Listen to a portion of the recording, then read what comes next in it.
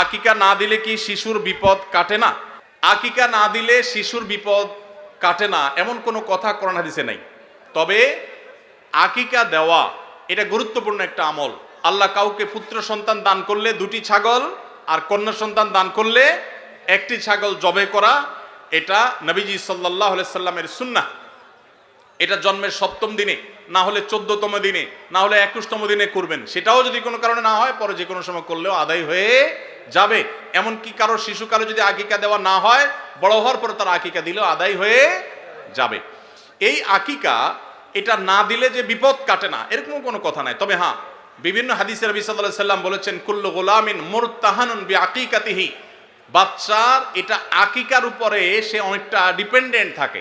এই হাদিসের ব্যাখ্যা অনেক মুহাদ্দিসরা বলেছেন, আকিকা না দিলে, আকিকা দেওয়ার ফলে সে বিভিন্ন ক্ষয়ক্ষতি থেকে বেঁচে থাকতো। অনেকে বলেছেন শয়তানের কুমন্ত্রণা থেকে বেঁচে থাকে আকিকার মাধ্যমে, এটা থেকে সে আর বাঁচতে পারে না, ওই ক্ষতি তাকে স্পর্শ করার সম্ভাবনা থাকে।